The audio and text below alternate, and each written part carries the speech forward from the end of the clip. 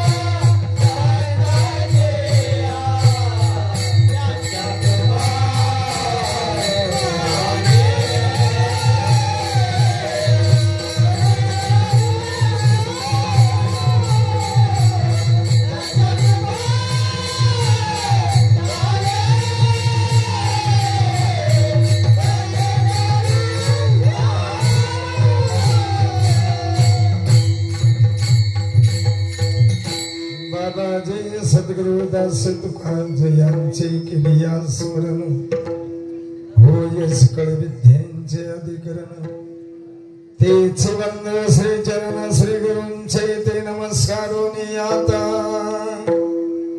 ओम नमो ज्ञानेश्वरा करुणा करा दयाळा तुमचा अनुग्रह लादलो पावन झालो चिराचिरी श्री गुरु सलिका सदा पाठी राखण इतरांचा एका कोण करी शिवभोळा चक्रवर्ती त्याचे पाय माझे चित्ती वाचे वदता शिवनाम तयान बाधे क्रोध काम अवघाची संसार सुखाचा करीन आनंदे भयते लोक जाईन गे मायेत या पंढरपुरा भेटेन माहेरा पुरिया सर्व सुकृताचे फळ मिळाईन क्षमा मे देईन पांडुरंगा बापर कुमा देवीवर विठ्ठलाची भेटी आपुले सेवेसाठी करून ठेलो जाईन गे मायेत या पंढरपुरा भेटेन माहेरा आपुलिया प्रस्तुत भगवान परमात्म्याच्या सेवेकरता घेतलेला भंग अलंकापूर निवासी श्री संत ज्ञानेश्वर महाराज यांचा असा उपदेशपर प्रकरणातील 4 चरणाचा सर्वांच्या पाठांतरामध्ये असणारा अभंग आजच्या या सेवेकरता घेतलेला आहे. सेवेला प्रारंभ करत असताना थोडासा परिहार द्यायचा म्हणजे तो असा आपणा सर्वांच्या प्रेमामुळे स्वानंद सुखनिवासी गुरुनाम गुरु विश्राम बाबांच्या आशीर्वादाने स्वानंद सुखनिवासी सद्गुरु शिकवण बाबाच्या आशीर्वादाने या ठिकाणी मला जो येण्याचा योग प्राप्त झाला मी माझं परम भाग्य समजतो. आता वाजले किती ते सांगा मला पहिलं. किती वाजले जीवाजी शेठ? 10 मिनिटं कमी. 11च्या पुढे मी 5 मिनिटही जाणार नाही. तोर्थ मात्र कुठल्याही प्रकारे कीर्तनामध्ये व्यत्यय येणार नाही याची दक्षता मात्र ग्रामस्थ मंडळीने कार्यकर्त्या मंडळीने आमच्या माता भगिनींनी आमच्या तरुण वर्गाने याची मात्र आपण दक्षता घ्यायची. नियोजन फार सुंदर आहे. वाजवणारे सुंदर आहेत, गाणारी मंडळी सुद्धा सुंदर आहे, टाळकरी मंडळी सुद्धा सुंदर आहेत आणि त्याही पेक्षा श्रोते वर्ग सुद्धा सुंदर आहे आणि त्याही पेक्षा साऊंड सिस्टीम जर पाहिली तर खरोखरच अक्षरशः वाखाणण्यासारखी आहे. ऐका, या संदर्भामध्ये स्वानंद सुखनिवासी सद्गुरु शिकवण बाबा सुंदर प्रकारे आणि चांगल्या प्रकारे माहिती द्यायची. ऐका, 11च्या पुढे मी 5 मिनिटही जाणार नाही. मला माहित आहे चांगलं जेवण सुंदर प्रकारे पंक्तीवाल्यांनी पंगत घातली आणि त्यामुळे काय म्हणायचं आपण त्याला जबरदस्त हात मारलेला. एखाद्या वेळेस पेंग येण्याची शक्यता, झोप येण्याची शक्यता. झोपू नका, बडबड करू नका, कीर्तनातून उठून जाऊ नका, कीर्तनामध्ये टेकून बसू नका. ही आमच्या वारकरी संप्रदायातली परंपरा आहे, वारकरी संप्रदायातली शिस्त आहे, वारकरी संप्रदायातलं बंधन आहे. चला पुढे जाऊया. थोडासा अभंग बाजूला राहील. तुमचं बिघडलंय त्याच्यामुळे माझा सूर लागेल. 1 मिनिट देताय का इकडे? द्या द्या द्या द्या द्या. आणि तुम्ही पण थोड्या दिवसांनी लावायला शिका, म्हणजे पकवाज लावायला शिका, लाव्या करायला शिकू.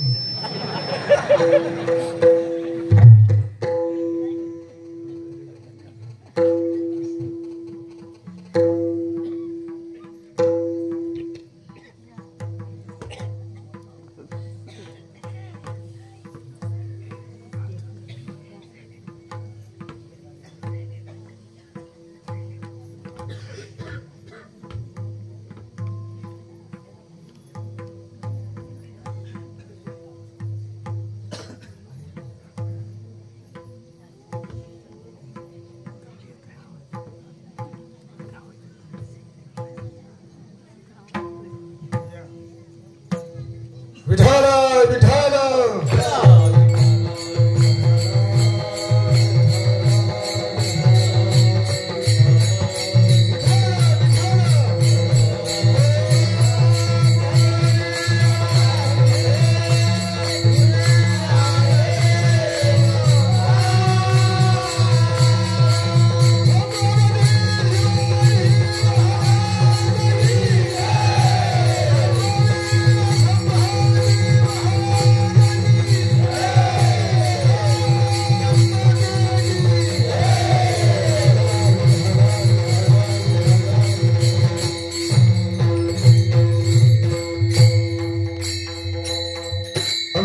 संसार सुखाचा करीन आनंदे भरीन तेही लोक जाईन गे माये तया पंढरपुरा भेटेन माहेरा पुरिया सर्व सुकृताचे फळ मी लाईन क्षमा मी देईन पांडुरंगा बाप रुक्मा देवीवर विठ्ठलाचे भेटी अबुले सेवेसाठी करून ठेलो जाईन गे माये तया पंढरपुरा भेटेन माहेरा पुरिया ऐका आपले सप्ताची कमिटी आहे का सप्ताची कमिटी काका ग्रामस्थ मंडळी मिळून करतात कमिटी आहे का अध्यक्ष उपाध्यक्ष खजिनदार सेक्रेटरी सदस्य आहेत ना ऐका आता इथं बसलेल्यापैकी जवळजवळ मला तरी असं वाटतं की प्रत्येक क्षेत्रातली मंडळी या ठिकाणी आज श्रवण करण्याकरता या ठिकाणी उपस्थित झाली मी प्रथम अगोदर विचारतो वाडी चालवणार कोण आहे इथं वाडीचा कारभार बघणार कोण आहे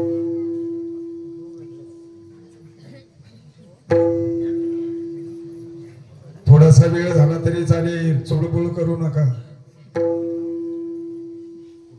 मी माझ्या अभंगाकडे येणार आहे मुद्दाम मी कारण उंचाने माझं नातं हे आगळं वेगळं आहे नुसता सप्ताह करून टाकला म्हणून झालं नाही ऐका पुढं वाडी चालवणार कोण आहे का आपोआप वाडी चालते अरे कोणतरी असलच का नाही की वाडीतल्या एखाद्या प्रतिष्ठित माणसाने सांगितलं तर वाडी ऐकते अशी व्यक्ती असेल का नाही आहेत का कोण आहेत प्रत्येक वाडीत वेगवेगळे आहेत आता नाव त्यांना माहित आहे नाव जर सांगितलं तर आणलं ठीक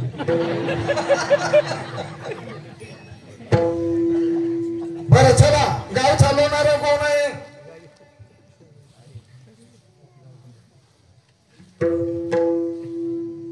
एक समाधान वाटतं या पवित्र भूमीमध्ये आल्यानंतर सिद्ध पुरुषाच्या पदस्पर्शाने पुनीत झालेली भूमी ही सामान्य भूमी नाही गाव चालवणार कोण आहे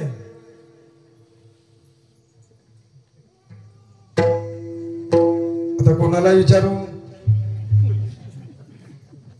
कोण आहे गाव चालवणार बरं चला पुढे जाऊया कुठल्याही कामामध्ये पुढे पुढे होऊन काम करणारा किंवा उदाहरणार्थ वाडीला दिशा दाखवणारा वाडीला मार्गदर्शन करणारा गावाला मार्गदर्शन करणारे असे कोण आहे तिथे बसलेले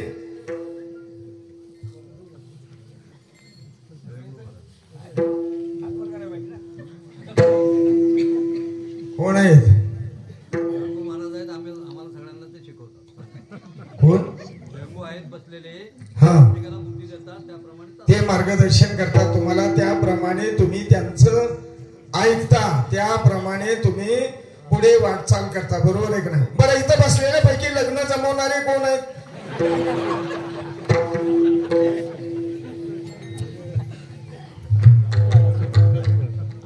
कोण आहेत लग्न जमवणारे का तुम्ही लग्न कोणाचे जमवलेच नाही बघा मी मुद्दाम अभंग घेतलाय हा अवघाचे संसार सुखाचा करीन आनंदे भरीन तिन्ही लोक जीवाचे शेठ तुम्ही लग्न जमवलेत का नाही कोणाचे जमवले भरपूर जमवलेत आहे ना अजून काही जमवलेली मंडळी असेल इथं, बरोबर आहे. लग्न जमवणाऱ्याला आपल्याकडे काय म्हणतात?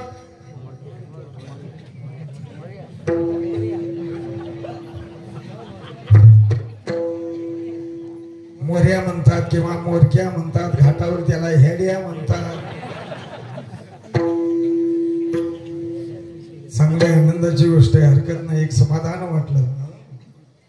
मलाही वाटलं नव्हतं की एवढा मोठा समाज जमेल, एवढी मोठी नियोजन असेल, मलाही वाटलं नव्हतं. पण खरोखरच प्रगती मला चांगलं माहित आहे. म्हणून काही मंडळींना मी या देवाच्या संदर्भामध्ये थोडीशी माहिती विचारत होतो.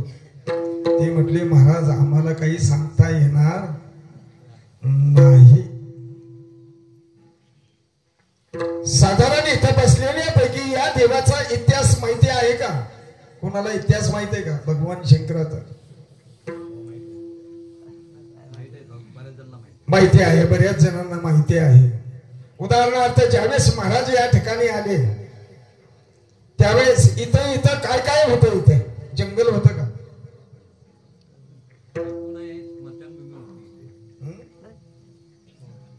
बरं, स्मशानभूमी होती, बरोबर आहे का नाही? या महाराजांचं वास्तव्यच कुठं आहे? स्मशानभूमीमध्ये. आता थोडासा आपण इतिहास पाहूया. हे मूळ नाथ संप्रदायाचं हे अधिष्ठान आहे. आढळगाव हे नाथ संप्रदायाचं अधिष्ठान आहे. आता चला, तीर्थक्षेत्र आळंदीमध्ये ज्ञानोबरांना किंमत देणारी तीर्थक्षेत्र स्थानिक मंडळी किती आहेत? मोटार मोजणे इतकी. तीर्थक्षेत्र पंढरपुरामध्ये पांडुरंगाला मानणारी स्थानिक मंडळी किती आहेत? बोटावर मोजणे इतकी. श्री संत जगद्गुरु संत तुकोबारांना मानणारी आणि त्यांना किंमत देणारी देहूगावामध्ये अशी किती आहेत? बोटावर मोजणे इतकी, बरोबर आहे. श्री संत नाथ महाराजांना सुद्धा पैठण गावामध्ये अशी किंमत देणारी आणि मानणारी किती मंडळी बोटावर मोजण्याने इतक्याने आहे. आता उदाहरणार्थ कदाचित एखाद्या वेळेस ही कदम मंडळी आहे. या कदम मंडळींना सुद्धा आपल्या विश्राम बाबांचा इतिहास माहिती असेल किंवा नसेल तेही मला सांगता येणार नाही. आता आम्ही जे सांगतो ते स्वानंद सुखनिवासी सद्गुरु शिकवण बाबा यांनी सांगितलेलं ते आम्ही तुम्हाला सांगतो. विश्राम बाबा हे हिमालयामध्ये किती वर्ष होते? किती वर्ष होते? बऱ्याच वर्षाचं वास्तव्य होतं असं महाराज सांगायचे. बऱ्याच वर्षाचं म्हणजे साधारण शिगवण बाबांच्या मुखातून आलेले हे वाक्य. विश्राम बाबांनी 37 वर्ष हिमालयामध्ये तपश्चर्या केली. ऐका, तुम्ही पण ऐका. किती वर्ष? 37 वर्षे विश्राम बाबांनी हिमालयामध्ये तपश्चर्या केली आणि तिथून निघाल्यानंतर मुंबईला आले. आणि मुंबईला आल्यानंतर सुद्धा जॉब, आपण जॉब म्हणतो है ना, नोकरी कुठं पत्करली त्यांनी? कुठे नोकरी पकडली? शिगवण बाबा सांगायचे. हिमालय सोडल्यानंतर विश्राम बाबांनी नोकरी केली ती स्मशानभूमीमध्ये. ऐका, विश्राम बाबांना पशु पक्ष्यांच्या भाषा सुद्धा कळत होत्या. पावसाळी दिवस असल्यानंतर तुडुंब भरलेली नदी, त्या नदीवर त्या पाण्यावर घोंगड टाकून त्या घोंगड्यावरती बसून पहिलं तळीला जायचे. तसा इतिहास सांगायला गेलं तर आपलं कीर्तन सर्वच संपून जाईल याच्यामध्ये. म्हणून मी नशीबवान आहे ही सिद्ध पुरुषाच्या वास्तव्यामध्ये, सिद्ध पुरुषाच्या कशामध्ये, वास्तव्यामध्ये माझ्यासारख्या पांबराला सेवा करायला मिळाली. मी माझं परम भाग्य समजतो. चला पुढे जाऊया. आता आपण जे हे करत आहोत हे कशा करता करतोय? कारण उडी चाललेली म्हणून बऱ्याच वर्षाचा सप्ताह म्हणून आपण करतोय, हे करतोय ते कशा करता करतोय? कशा करता करतोय? भजन कीर्तन नामचिंतन, उदाहरणार्थ जागर काकडा रती कशा करता करतोय आपण? काय कारण काय करण्याचं? याचा हेतू काय? काय हेतू याचा? अरे प्रत्येक जण सुखाच्या पाठीमागे लागलेला आहे. दुःख कोणालाही नकोय, प्रत्येक जण सुख मागतोय. मग कदाचित तुम्ही जी एवढी रात्रंदिवस धडपड करताय, उदाहरणार्थ कमिटी असेल, उदाहरणार्थ ग्रामस्थ मंडळी असतील, कार्यकर्ते मंडळी असतील, उदाहरणार्थ वाडीतली मंडळी असतील, बरोबर आहे का नाही? एवढी जी रात्रंदिवस तुम्ही धडपड करताय ती कशा करता करताय? सप्ताह करून टाकण्याकरता. साधारण आपल्या या सप्त्याला किती वर्ष झाली असतील?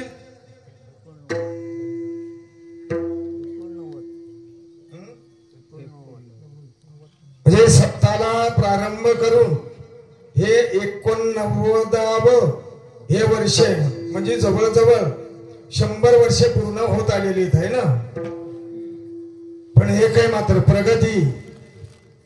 मला चांगलं माहित आहे स्वानंद सुपनिवासी सद्गुरू शिकवण बाबांनी ज्यावेळेस परशुरामला सप्ताह चालू केला, त्या सप्ताहातील 108 पारायणापैकी या ठिकाणी 8 दिवस आम्ही राहायचो. 12 वर्षे आमच्या अडेकर मंडळीने भगवान शंकराच्या मंदिरामध्ये ग्रंथराज ज्ञानेश्वरी पारायण केलं. त्यावेळेस बरीचशी काही मंडळी बाबांच्या बरोबर यायची, आम्ही पण यायचो. मला चांगलं माहिती, पण प्रगती वाटली मला. प्रगती वाटली. आता प्रगती या दृष्टिकोनातून, संप्रदाय या दृष्टिकोनातून आपण जर पुढे बघायला गेलो किंवा बोलायला गेलो, इथं अनुग्रह घेतलेली किती किती मंडळी त्यांनी बोट वरती करा बरं. कुणी कुणी अनुग्रह घेतलेला आहे? दीक्षा कुणी कुणी घेतलेली?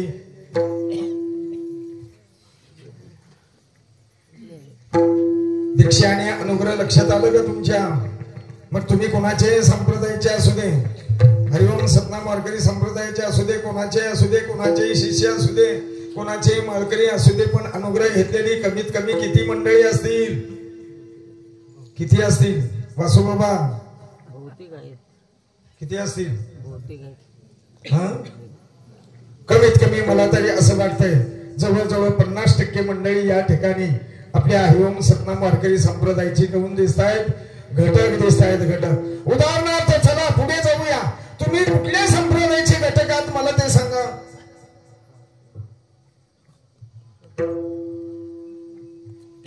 म्हणून गुरुवर्य बाबा नेहमी म्हणायचे, पोरावो लोकांना अंधारात ठेवू नका, काय असे स्पष्ट बोला, संप्रदायाची माहिती द्या, संप्रदायाबद्दल बोला, असे नेहमी म्हणायचे जेवढे आपले कीर्तनकार आहेत त्यांना. कुठच्या संप्रदायाचे घटक आहात तुम्ही?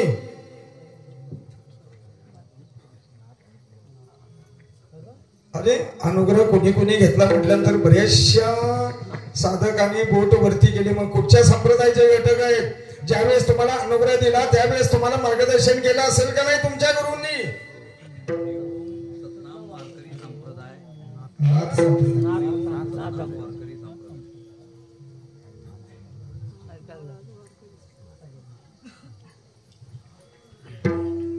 सतनाम वारकरी संप्रदाय हे बरोबर आहे, पण तुम्ही कुठच्या संप्रदायाचे घटक आहात? शाब्बास असं म्हणा ना. कुठच्या संप्रदायाचे घटक आहात तुम्ही?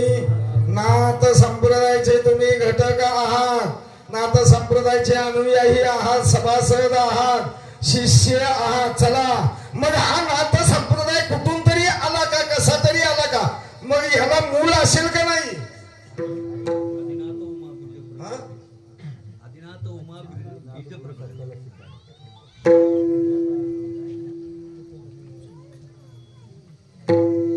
अरे इतर संप्रदाय आज बहिणी किती त्याचा बुडाले तयाचा मुलना मार्ग. मग हा नाथ संप्रदाय आला कुठून? या नाथ संप्रदायाचं मूळ कोण?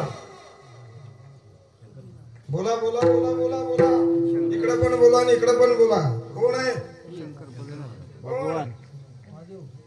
हा महादेव म्हणतात ते मी शंकर म्हणतो. बर चालेल. महादेव बरोबर आहे. या नाथ संप्रदायाचं मूळ कोण? शिवभोळा चक्रवर्ती.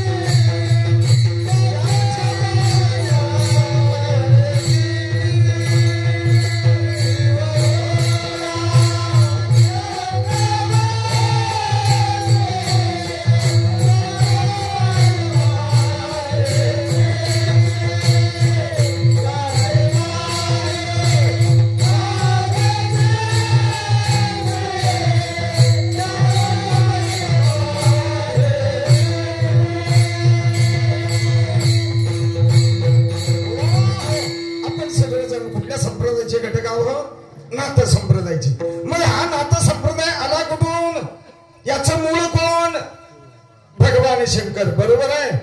कोण आहे? भगवान शंकर. मग या भगवान शंकराचं नेहमी वास्तव्य कुठं असतं?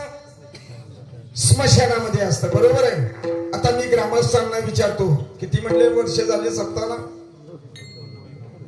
89 वर्षे झाली. कदाचित इथे बसलेल्या पैकी, वाडीतल्या मंडळीपैकी किंवा गावातल्या मंडळींना असं मी विचारतोय, हे महाराज कधी तुमच्या स्वप्नात आले होते का?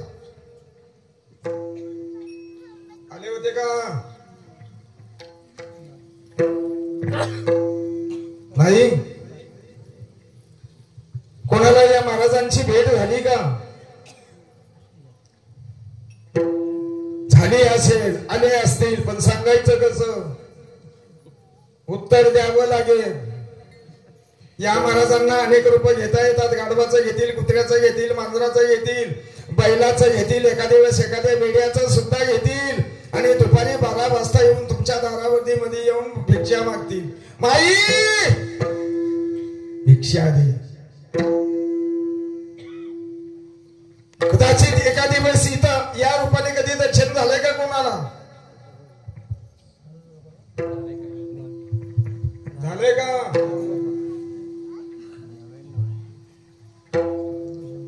नाही. बऱ्याच जणांना झालंय. मग त्यावेळेस तुम्ही काय केलं? पळून गेलात का? घाबरलात का? दर्शन घेतलं का? त्यांच्या समोर असं दूर ठेवलं? काय केलं? नमस्कार केला असेल आणि बाजूला निघून गेला असाल, पण तसं हत्या काही केली नाही ना. चला पुढे जाऊया. शक्यतो पथ्य आणि बंधन पाळा. कुठचं? ऐकून घ्या. रविवारचा दुसरा दिवस आपल्या संप्रदायामध्ये त्याला काय म्हणतात? बोला बोला बोला सेठ बोला, तुम्ही बोला. चंद्रवार. त्या दिवशी जर त्या महाराजांचं जर दर्शन झालं तर 101% हत्या करू नका. वाटलं तर सर्प मित्र असतो, त्या सर्प मित्राला बोलवा, पण त्या दिवशी मात्र हत्या करू नका. उदाहरणार्थ ऐका, मी माझ्याबद्दलच सांगतोय असा त्याचा अर्थ नाही. आपण नाथ संप्रदायाचे घटक आहोत. बरं, जो गुरुनी दिलेला मंत्र आहे तो तुमच्या पाठ आहे का विसरलात? कोणाकोणाच्या पाठ आहे? कोण विसरलं त्यांनी बोट वरती करा. कोणाकोणाच्या पाठ आहे त्यांनी बोट वरती करा. करा करा करा, लवकर करा. कोणाकोणाच्या पाठ आहे? कीर्तन झाल्यावर मी विचारणार आहे तुम्हाला. बरं, पाठ कोणाच्या नाही किंवा विसरला असे कोण आहे त्यांनी बोट वरती करा. कोण कोण विसरलं? योग आला तर सद्गुरूंना विचारा. उदाहरणार्थ योग आला आपल्या गुरुबंधूंना विचारा.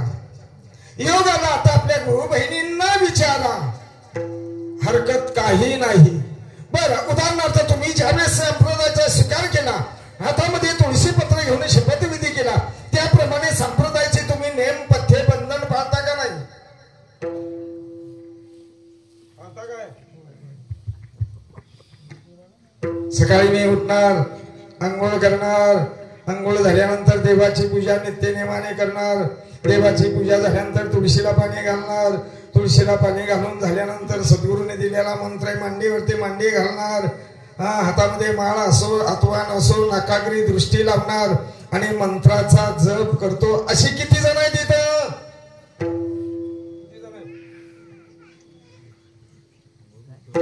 करत नसाल तर करा, करत नसाल तर करा, नाहीतर विसरली तया थोर झाले हने पचतेल खाणे 84. मग आपल्या नाथ संप्रदायामध्ये ज्या वेळेस सद्गुरू आपल्याला बंधन घालतात, ज्यामध्ये हे सर्व जग सामावलंय, असे देव किती देव आहे? देव किती? 33 कोटी. मग ते 33 कोटी जरी देव असले तरी त्या 33 कोटी देवांचं स्वरूप एक आहे का अनेक आहे? एकच आहे. आणि ते म्हणजे कुठचं? ज्यामध्ये आपण थांबलोय, ज्यामध्ये आपण राहतोय. एखाद्या वेळेस प्रलय काळ जर झाला, अतोनात पाप झालं तर सर्व जग पाणी पाणी होईल, पण एकच राहील. ते म्हणजे कोण?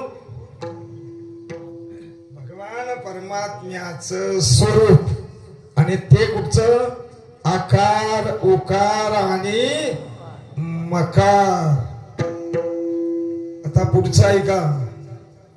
जे आपल्या संप्रदायामध्ये अडीच अक्षराचं बंधन आहे, त्या बंधनामध्ये उदाहरणार्थ त्या बंधनाचं पालन कोण कोण करतं आणि कोण करत नाही बघा. जेवढे आपल्या संप्रदायाचे कीर्तनकार आहेत त्यांच्या मुखातून ते अक्षर कधी येणार नाही, ते वाक्य येणार नाही. पण जर तुम्ही चित्त देऊनच जर ज्यावेळेस मार्गदर्शन करतात त्यावेळेस जर तुम्ही ऐकलं नसेल तर बरीचशी काही आपल्या संप्रदायाची मंडळी बोलतात, त्यावेळेस सांगितल्या जात आता इथं आहे तोपर्यंत ते अडीच अक्षर तुमच्या मुखातून जर गेलं त्याला दोष नाही, पण इथून तुम्ही एकदा उठून गेलात आणि जर तुमच्या मुखातून ते जर अक्षर आलं तर कशाचं पाप लागेल? कशाचं? 100 गायी मारल्याचं पाप लागेल. किती? 100 गायी मारल्याचं पाप.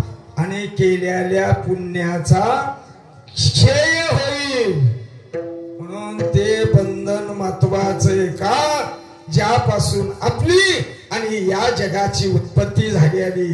आई वडील हे फक्त निमित्ताला कारण आहे, पण त्या अडीच अक्षरापासून, त्या ब्रह्मापासून, त्या तत्वापासून या शरीराची निर्मिती भगवान परमात्म्याने केली. आणि केल्यानंतर आपण या जीवनामध्ये काय करावं आणि काय करू नये, कसं वागावं आणि कसं वागू नये याची शिकवण सुंदरपणे स्वानंद सुखनिवासी गुरुनाम गुरु विश्राम बाबांनी, स्वानंद सुखनिवासी सद्गुरु शिकवण बाबांनी सुंदर प्रकारे अशी माहिती दिलेली आणि असे मार्गदर्शन केलेलं आहे. म्हणून प्रत्येक जण सुखाच्या पाठीमागे लागलेला आहे.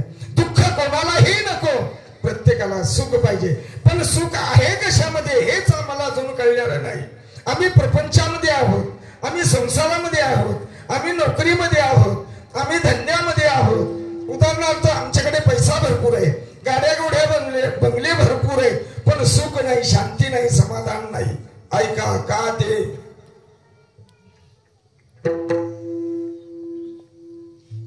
इथं कोण असेल तर राग मानू नका.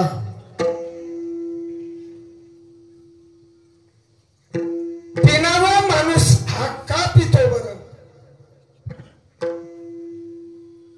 का पितो? कोण आहे का बसलेल्या पैकी?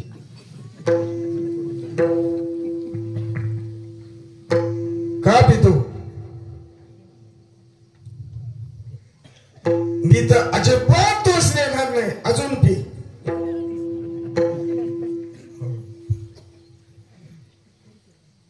ज्या अर्थी तो पितोय त्या अर्थी तुमच्या घरातलं वातावरण चांगलं नसेल.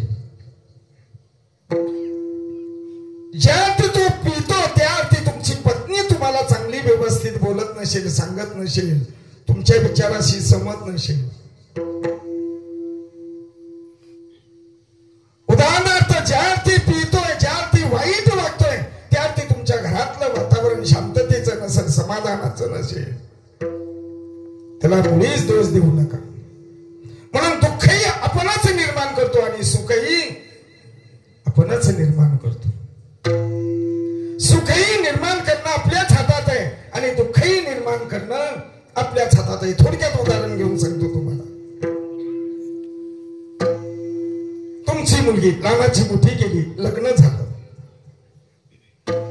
आणि ज्यावेळेस सासरी जाते त्यावेळेस कोण कोण रडत असतात? कोण कोण रडतात?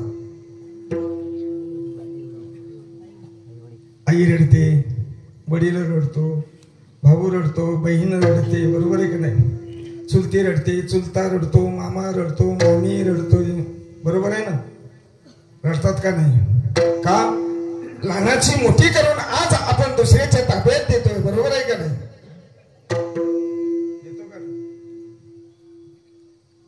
सासरी गेल्यानंतर 2 महिन्याने जावयाने हळद उतरणे करता फोन केला.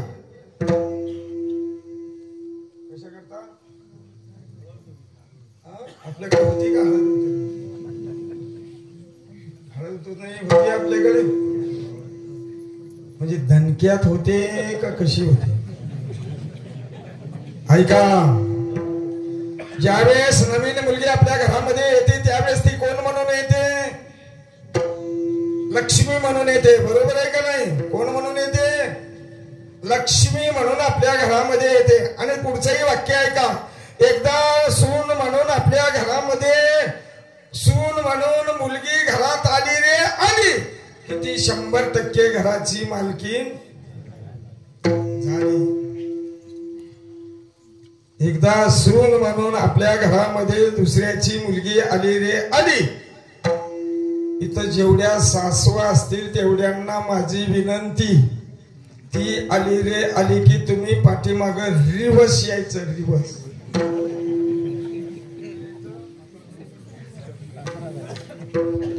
रिवर्स यायचं, पुढं पुढं धावायचं नाही.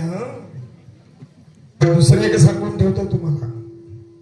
कदाचित एखादी व्यक्तीने घर प्रपंच केलेला नसेल, शिक्षण केलेलं असेल, जॉबला असेल, तिला काही येत नसेल, पण शिकवण्याचा प्रयत्न करा. तिच्यावर चिडू नका, तिच्यावर काय रागावू नका, तिला वाईट बोलू नका, तिच्याजवळ भांडू नका, तिला शिकवण्याचा प्रयत्न करा. पूर्वीच्या सासवाले बेकार होत्या, आत्ताच्या चांगले.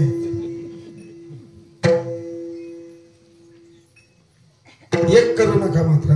नवीन जर सुनबाई घरात जर आली तर इकडे लपून ठेव, इकडे लपून ठेव, इकडे लपून ठेव, एवढं तरी मात्र करू नका. तिच्या स्वाधीन करा, तिला मार्गदर्शन करा, तिला चांगलं शिकवण्याचा प्रयत्न करा.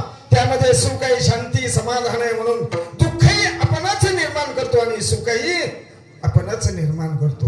म्हणून शास्त्र सिद्धांत आहे, कीर्तन झाल्यानंतर कीर्तनकाराने त्या ठिकाणी मुक्कामाला थांबायचं नाही, वजनात यायचं आणि वजनात जायचं. तसं जावयाने सुद्धा, इथं कोण जावई असतील त्यांना सांगतो, सासरवाडीला 3 दिवसापेक्षा जास्त दिवस थांबायचं नाही, वजनात यायचं आणि वजनात जायचं. नसेल आपल्याकडे तर एकाची बॅग, दुसऱ्याची पॅन्ट, चौथ्याचा बूट, 5व्याचा मोबाईल, असं कसं वजनात जायचं आणि वजनात यायचं. लाताळी होईपर्यंत कधीही थांबायचं नाही, नाही थांबायचं. जर चौथ्या दिवशी सांगला ना, जर सासऱ्याने म्हटलं ना जाबाई एवढा तांब्या उचलून तिकडे ठेवा की समजावं,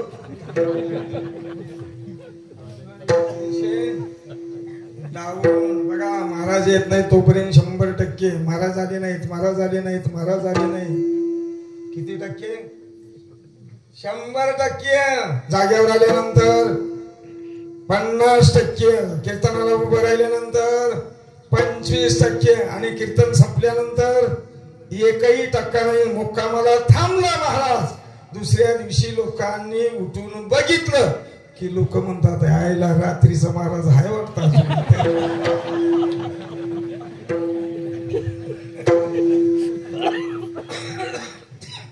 गुरुवारी बाबांनी मी सांगायची, तुम्ही शिकायलाय ना, तुम्ही परमार्थ करताय ना, मग तुमच्यापासून जर दुसऱ्याला त्रास झाला तर तुमचा परमार्थ फुकट. तुम्ही शिकायलाय, तुम्हाला त्रास झाला तरी चालेल, पण तुमच्यापासून जर दुसऱ्याला, भक्तांना, साधकांना जर त्रास जर झालाच तर तुमचा तीळ मात्र ही फल त्या पदरामध्ये पडणार नाही. ऐका, दुःखही आपणच निर्माण करतो आणि सुखही आपणच निर्माण करतो. 3 दिवस दोघेही थांबले. गुरुवारी बाबा नेहमी सांगायचे, जाबाई म्हणजे सासूचं कोण? लाडकं सगुण परब्रह्म. 3 दिवस थांबलं, चौथ्या दिवशी निघून गेलं. तेच आपल्या मुलाला आणि सुनेला 3 दिवसाचा एवढा त्रास झाला. इथं ठेवू का, तिथं ठेवू, तिथं ठेवू का, इथं ठेवू, हे करून घालू का, ते करून घालू, 3 दिवसाचा एवढा त्रास झालेला. म्हणून आपल्या सुनबाईचा चेहरा एकदम असा काय झाला, नर्वस झाला, नर्वस. म्हणून त्या मुलाने सांगितलं, बघ तुला 3 दिवस फार जागरण झालेलं आहे, धावपळ झालेली, आता एक कर, आतमध्ये जा, साडी बदल, मी पण जातो, कपडे बदलतो, आपण फक्त 2च तास फिरायला जाऊ. पण त्या अगोदरचा ऐका, ज्यावेळेस आपला जावई आणि मुलगी येत होती त्यावेळेस काय म्हणत होती? अख्ख्या वाडीत प्रत्येक घराघरामध्ये काय सांगत होती?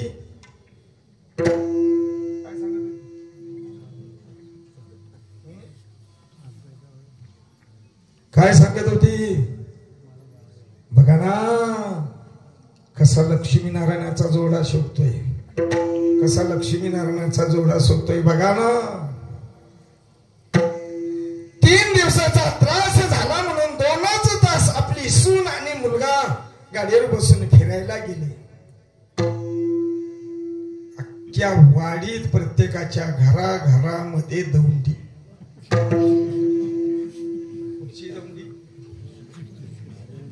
पुरीने पार पोराला बिघडून टाकलं.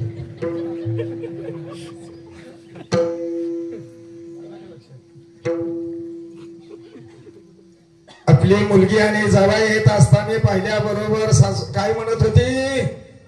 काय म्हणत होती? काय म्हणत होती? बोला बोला बोला, इकडे काय बोलत होती? सासवांना विचारतोय मी, काय म्हणत होती? बघा ना कसा लक्ष्मीनारायणाचा जोडा शोभतोय, कसा लक्ष्मीनारायणाचा जोडा शोभतोय. तीच आपली सून आणि मुलगा 2च तास फिरायला गेली. काय म्हणत होती? काय म्हणत होती? जसा तो लक्ष्मीनारायणाचा जोडा शोभतोय तसाच जर असं म्हटली असती, बघा ना विठ्ठल रुक्माईचा जोडा कसा शोभतोय, तिच्या तोंडाला काही खरूच झाली असती. नाही, आपलं ते बाबू आणि लोकांचं ते कारट. म्हणून सुखही आपणच निर्माण करतो आणि दुःखही आपणच निर्माण करतो. उदाहरणार्थ कितीही दुःखाचा असू दे, ज्ञानोबरायचा संतांचा हा संसार वेगळा आहे आणि तुमचा आमचा संसार वेगळा आहे, पण तरी सुद्धा ज्ञानोबराय सांगतात मी सुखाचा करीन, समाधानाचा करीन, आनंदाचा करीन. बघा तुम्ही अनुभव घ्या, ज्यांनी 100% भगवान शंकराची, आजचा कितवा दिवस आहे? 4 दिवसामध्ये 100% सेवा केली असेल त्यांना फल किती मिळणार? किती मिळणार? 100%. ज्यांनी 50% सेवा केली असेल त्यांना किती? 50%. ज्यांनी 25% सेवा केली असेल त्यांना किती टक्के? 25%. ज्यांनी 10% सेवा केली असेल त्यांना 10%. ज्यांनी 5% सेवा केली असेल त्यांना किती फल? 5% ज्यांनी 1% सेवा केली असेल त्यांना किती फल? 1%. जे काल्या दिवशी हजर राहतील त्यांना 101% फल.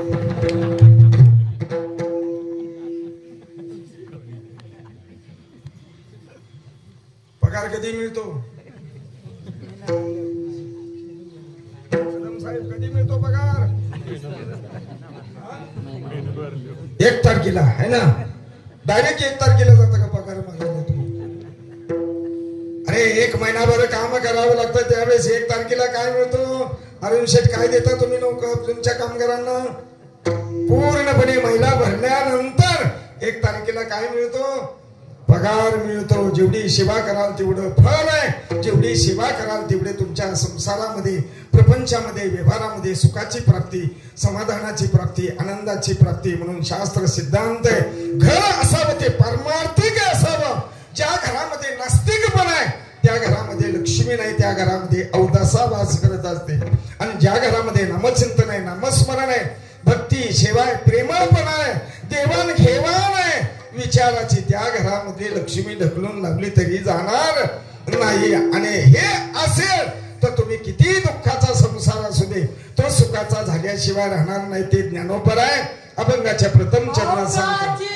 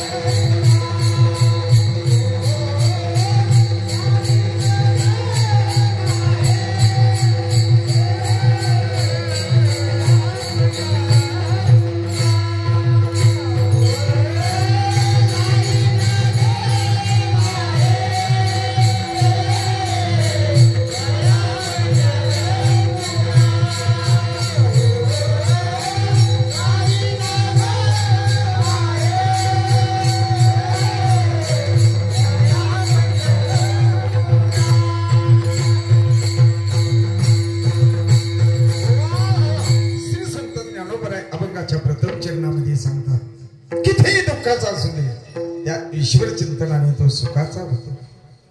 मग आम्ही सगळं सोडायचं आणि मंदिरात येऊन बसायचं असं कुणीही सांगितलं नाही. देवाची येदवारी उभा क्षण भरे तेने मुक्तिचारी साधेल्या हरे मुखे मना हरिमुखे म्हणा पुण्याची गणना कोण करी? कोण कोण कराल?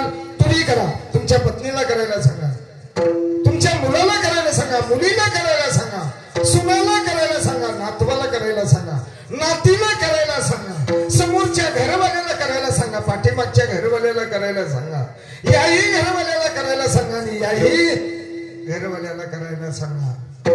करविता लागे अर्ध पुण्य.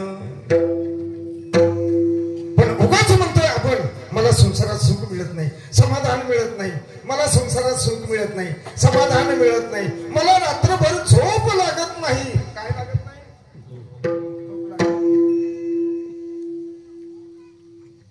झोप लागत नाही. मग झोपेकरता काय घेतात लोक? काय घेतात? ऐकून घ्या. एक वर्म आहे, वर्म. कोणाकोणाला झोप लागत नाही बरं लवकर? खरंच सांगा पोटवरती करून, मला झोप लागत नाही. कोणाला झोप लागत नाही? बरं पुढे जाऊ द्या. कीर्तनात झोप कोणाकोणाला लागते त्यांनी बोटवरती करा. कोणाकोणाला झोप लागते बघा. इथं एक क्षणात झोप लागणार का? टेन्शन फ्री आपण इथं, टेन्शन फ्री. इथं बसलात तुम्ही, शरीराने बसलात, मनाने बसलात, डोक्यात कुठल्या प्रकारचं टेन्शन आहे? घरातलं, दारातलं, प्रपंचातलं, व्यवहारातलं आहे का? काही नुसतं इथं बसला तर लक्ष तुमचं घरात नाही ना? मग आज पगार झाला 10,000 रुपये. घाई गडबडीने भारती महाराजांचं कीर्तन होतं. घाई गडबडीने मी आलोय, घाई गडबडीने मी आलोय. कपाटात 10,000 रुपये ठेवलेत, पण येताना चाबी लावली खरी, पण हँडेल ओढून बघायचं.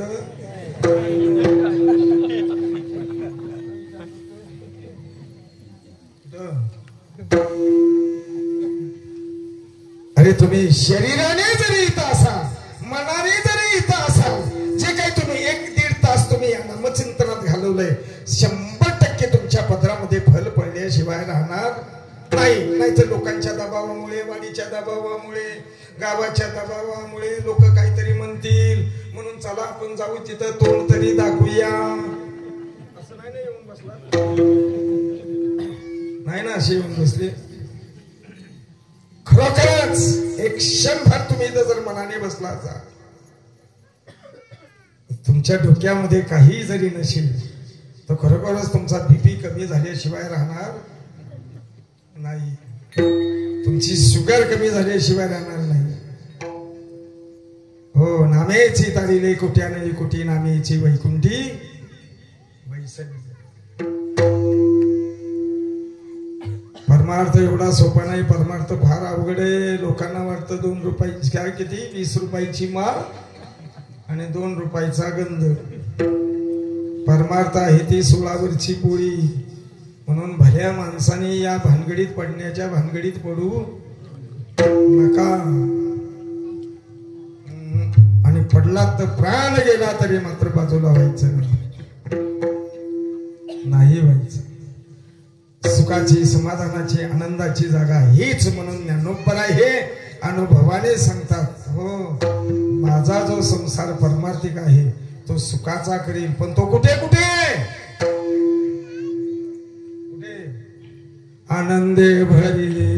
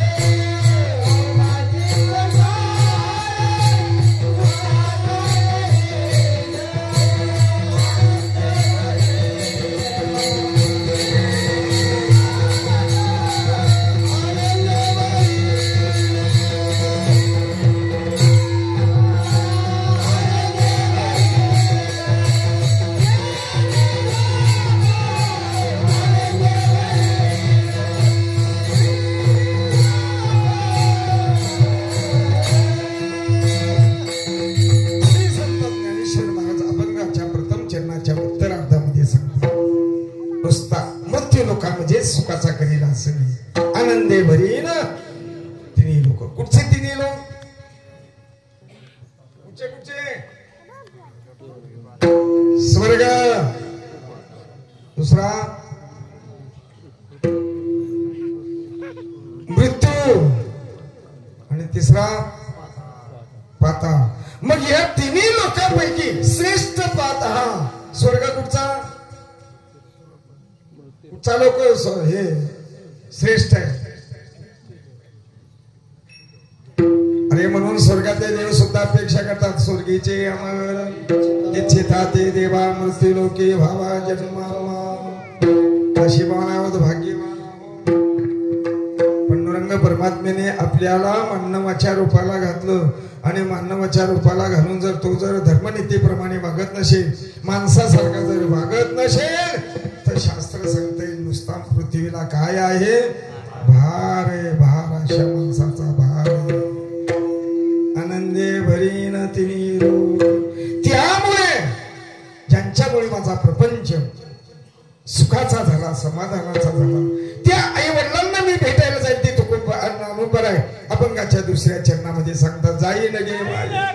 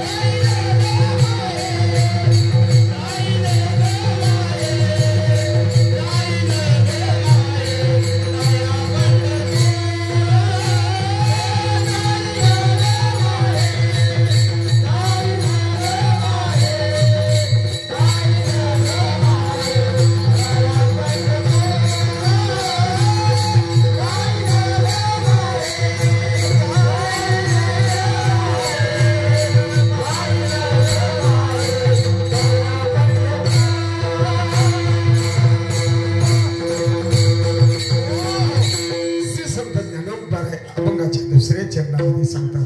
त्यामुळे मला आवड निर्माण झाली. मी त्या आई बापाला भेटायला जाईल. ते आई बाप कुठे? कुठे? पंढरपुरामध्ये. हे पण पंढरपूरच आहे. देव नाही कुठे? विठ्ठल जळी स्थळी भरला रिता ठाव नाही उरला आजन्या दृष्टीने पाहिला विठ्ठलची विठ्ठलची. इथं सुद्धा पंढरपूर आहे. पण असं वर्णन आलेलं आहे पंढरपुरामध्ये बाप आहे आणि आळंदीमध्ये कोण आहे? ऐका, तुम्ही तुमच्या मुलांना आळंदीमध्ये शिकायला कोणाला पाठवलंय का? पाठवलंय का कोणाला? नाही ना. जर पाठवण्याचा प्रयत्न करत असाल तर एक करा मात्र, आळंदी क्षेत्रातला अभ्यास हा हरड आहे. विद्येचं माहेर घर आहे तीर्थक्षेत्र आळंदी.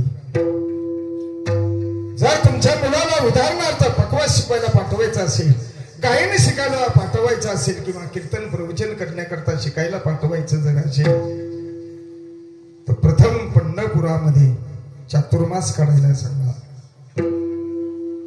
तो चातुर्मास काढल्यानंतर तीर्थक्षेत्र आळंदीमध्ये गेल्यानंतर कितीही हार्ड अभ्यास असला तरी तो काय होतो, सोपा होतो, सोपा. आणि डायरेक्ट जर तुम्ही आळंदीला जर पाठवलं तर कदाचित एखाद्या वेळेस त्याला काय होईल, तो अभ्यास जड होईल, जड होईल. म्हणून पंढरपुरामध्ये कोण आहे, बाप आहे. आळंदीमध्ये कोण आहे, आई आहे. मुलं जास्त थांबतात कोणाजवळ, कोणाजवळ थांबतात, बापाने एक सपाटा दिला रे, दिला की मुलं कुठं पळतात. आणि आई काय करते, मग काय करते, डोक्यावर हात फिरवते, समजून सांगण्याचा प्रयत्न करते. बरोबर का नाही, हो, समजून सांगण्याचा प्रयत्न करते. ज्ञानराज माझी योगे आजी माबुली, जेने निगमवल्ली प्रगट केली. पंढरपुरामध्ये बाप आहे, तीर्थक्षेत्र आळंदीमध्ये आई आहे, पंढरपुरामध्ये जेज आहे, आणि आळंदीमध्ये कोण आहे, वकील आहेत, वकील.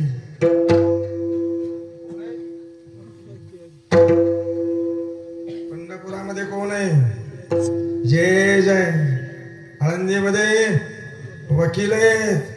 जेज पर्यंत नेण्याचं काम कोण करतात, कोण करतात, इथं वकील आहेत का, कोण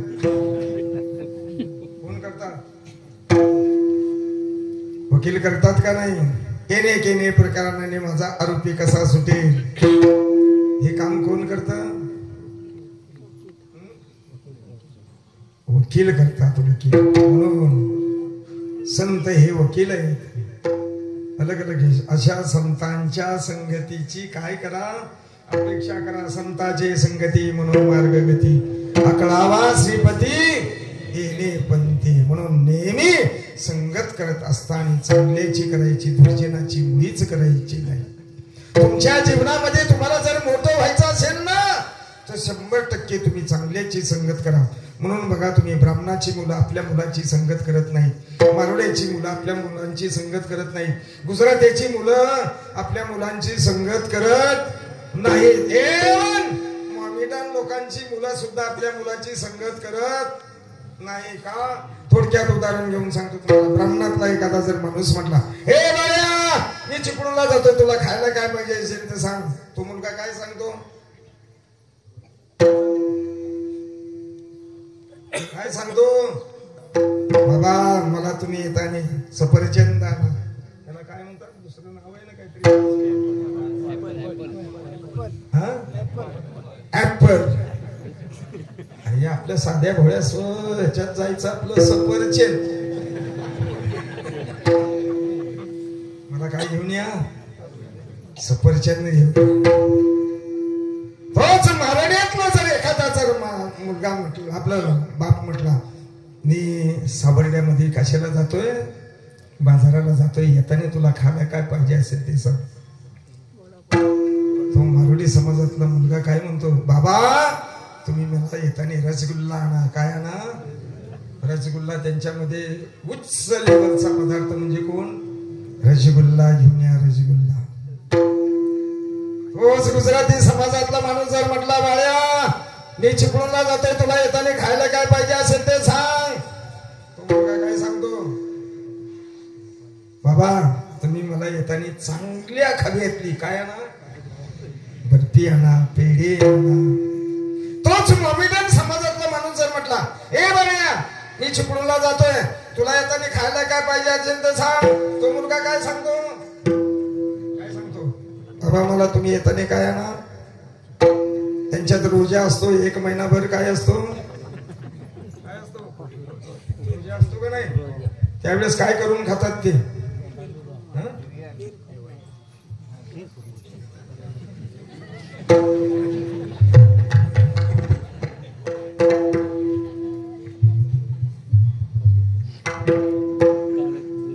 रोज जर म्हटलं ना, बाबा मला येताना तुम्ही खायला काय आणाल, तुम्हाला माहिती नाही वाटतं, खीर कुर्मा काय म्हणतात, शीर कुर्मा. मला येताना तुम्ही काय आणा, शेर कुर्मान तेच आपल्या कार्ट्याला विचारा, बाळ्या मी चिपळूणला जातोय, तुला येताना खायला काय पाहिजे असेल तर सांग. आपलं कार्ट सांगतंय, बाबा मला तुम्ही येताना आणा भज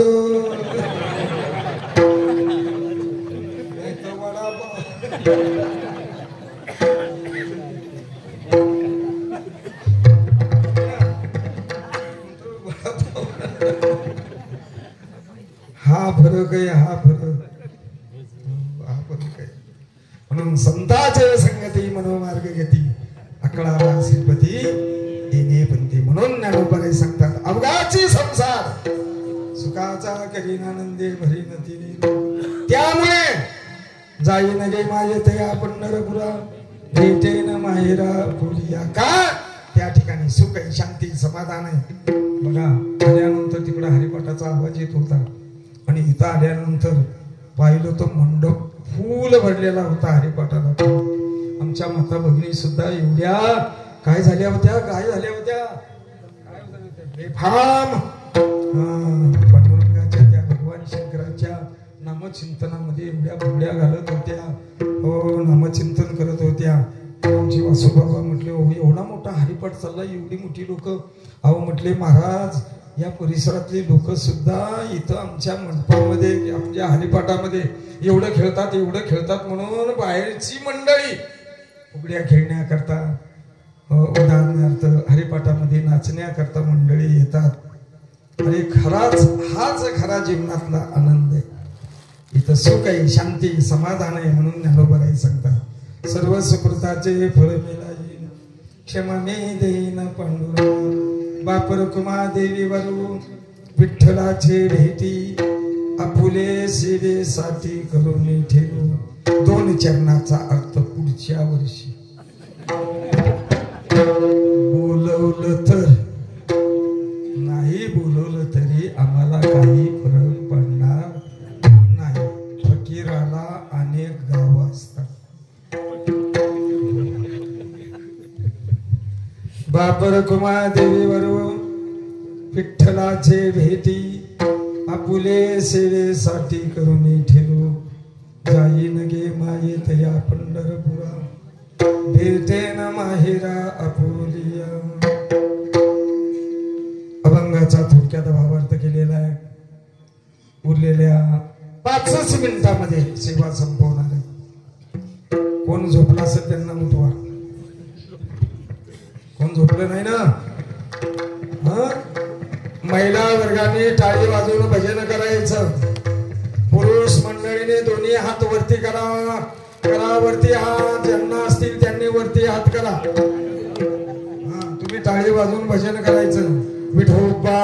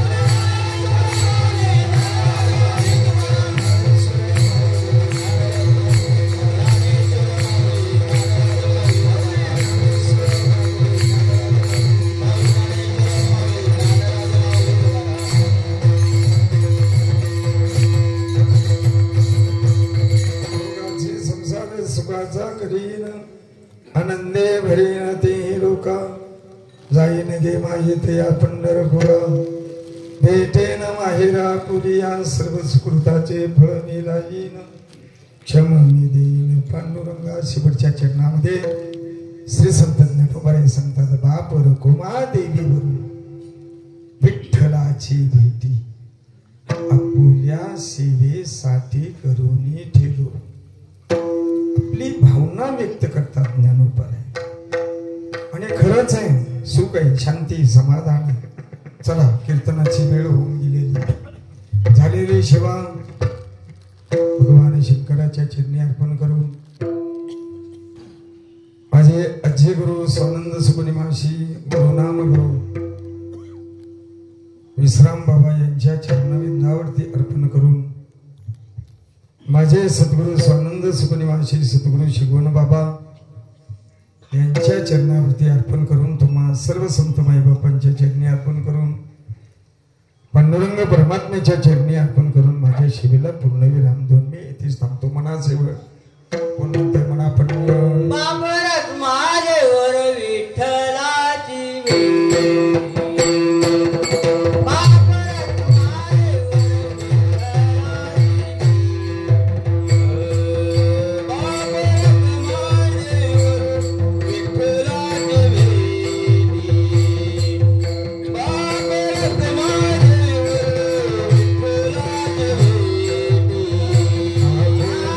संसार